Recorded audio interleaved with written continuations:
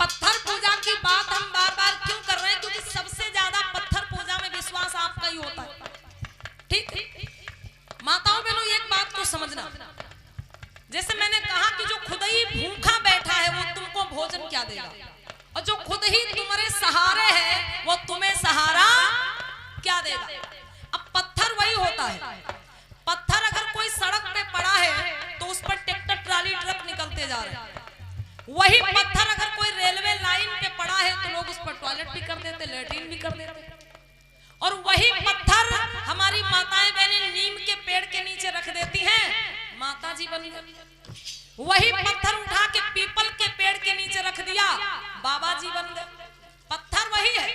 सड़क पे पड़ा है तो ट्रैक्टर ट्राली ट्रक निकलते जा रहे हैं, रेलवे लाइन पे पड़ा है लोग उस पर लेट्रिन भी कर रहे हैं। और वही पत्थर उठा के हमारी माताएं बहनें नीम के पेड़ के नीचे रखी माता जी, पीपल के पेड़ के नीचे रखी तो बाबा जी। मतलब इतना बड़ा विज्ञान तेज है इनके पास भैया कि उसी पत्थर को तुरंत नर बना देती है और तुरंत नारी। नीम के नीचे रखा वही पत्थर तो माता जी कह के पूजा हो रही है, अब पीपल के पेड़ के नीचे रखा वही पत्थर तो बाबा जी कह के पूजा हो रही है। अब मान लीजिएगा माताओं बहनों समझना कि तुम्हारे सहारे कैसे हैं ये लोग। जैसे मान लीजिएगा भैया कोई पेड़ के नीचे पत्थर रखा हुआ है, ठीक, अब वो पत्थर पर किसी वही भक्त ने जाकर के लड्डू चढ़ाया। माताएं बहनें समझ रही हैं? जैसे पत्थर इस प्रकार से रखा हुआ है, समझना इस प्रकार से। अब कोई भक्त ने जाकर के वहां पे लड्डू चढ़ाया पत्थर पे, ठीक। अब उसके बाद क्या हुआ, भाई भक्त तो लड्डू चढ़ा के चला आया, अब वो पत्थर तो लड्डू खाएगा नहीं, वो रखा ही तो रहेगा।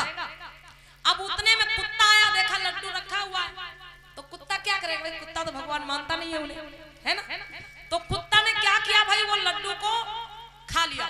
अब लड्डू खाने के चक्कर में उसने बाबा जी को ऐसे पलट दिया। पहले पत्थर कैसे रखा था, ऐसे।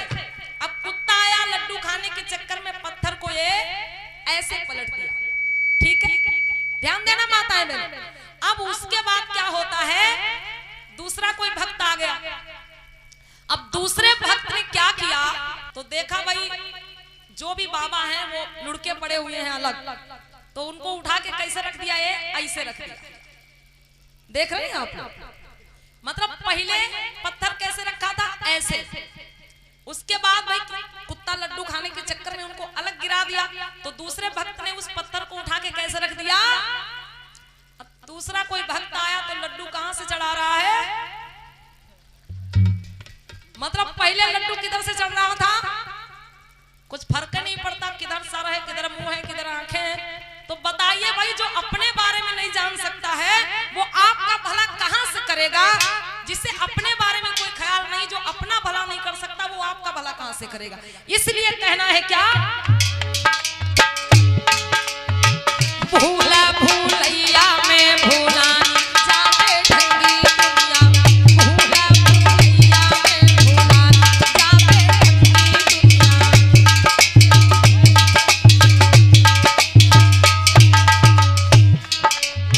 भूला भूलैया में भूला जावे ढंगी दुनिया, भूला भूलैया में भूला जावे ढंगी दुनिया।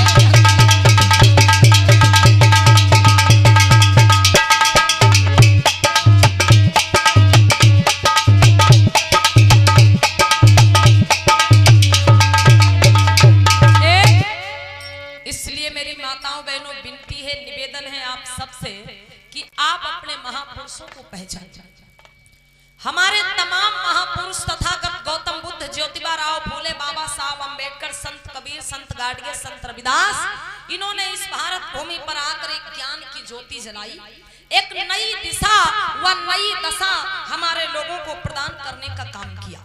लेकिन आज हमारा समाज उन सच्चे महान पुरुषों को, महामानवों को भूल गया, और जो लोग आज के समय में सिर्फ आपको गुमराह करने का काम करते हैं, आपकी धन दौलत को लूटने का काम करते हैं, आपको गलत रास्ते पे ले जाने का काम करते हैं, आज हमारा लोग उनको गुरु मानता है, उनका चेला बन जाता है तुरंत। लेकिन जिन महापुरुषों ने सच्चाई की राह दिखाई, उनको हम पहचानते ही नहीं। लोग आते हैं और क्या कहते हैं कि अरे तुम जो भी यहाँ दोगे वो तुमको कहाँ मिलेगा? ऊपर मिलेगा। जो यहाँ तुम दोगे वो तुमको ऊपर मिलेगा। पूजा पाठ के नाम पे, दान दक्षिणा के नाम पे, भक्ति भजन के नाम पे तुम जो भी दे रहे हो तुम्हें कहाँ मिलेगा? ऊपर मिलेगा। आपका उद्धार हो जाएगा। उद्धार नहीं, उधार हो जाएगा। ऐसा उधार हो जाएगा कि कभी वो मिलने वाला भी नहीं है। अब जैसे आपको बता दिया कि तुम जो भी यहाँ दोगे वो तुमको ऊपर मिलेगा, तो आपने दान कर दिया कि भाई हाँ हमें ऊपर मिल जाएगा।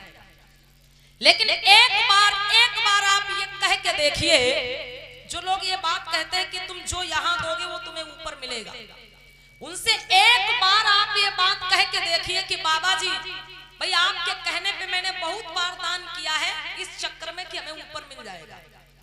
अच्छा ऐसा करिए भाई, आपका इतना ही बढ़िया संपर्क है ऊपर से, जो हम यहाँ दे रहे हैं वो हमको वहां आप दिला देंगे, तो ऐसा करिए हमको भी कुछ रुपयों की जरूरत, आप हमें 2-3 हजार रुपया दिला दीजिए, किससे? ऊपर वाले से, और जब हम ऊपर आएंगे तो हमसे ले लेना। कोई आपको देगा भैया? एक फूटी कौड़ी भी नहीं देने वाले। जो लोग आपसे ये बात कहते हैं कि तुम जो यहाँ दोगे वहां मिल जाएगा, उनसे कहिए आप हमको अभी दिला दीजिए, जब हम आएंगे तो आप ले लेना। कोई एक पैसा नहीं देने वाला आपको। इसलिए ऐसे लोगों के चक्कर में मत पड़िए जो सिर्फ आपको गुमराह करने का काम करते हैं। स्वर्ग नरक मेरे बंधु इसी धरती पे है, कहीं आसमान में या कहीं धरती के नीचे कुछ नहीं। आज का इंसान चांद तक पहुंच गया, अगर स्वर्ग नरक कहीं ऊपर होता तो आदमी वहां भी पहुंच जाता। विचार करिएगा।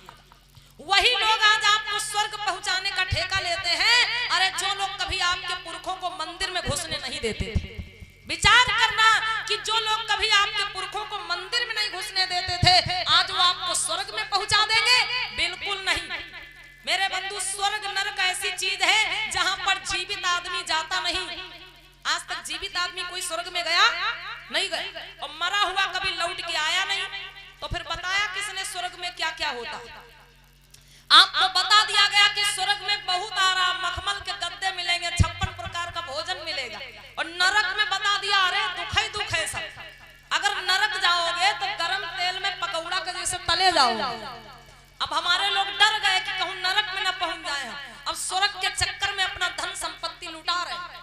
तो इसलिए स्वर्ग नरक माताओं बहनों जो कुछ है इसी जन्म में, इसी जीवन में, इसी धरती पे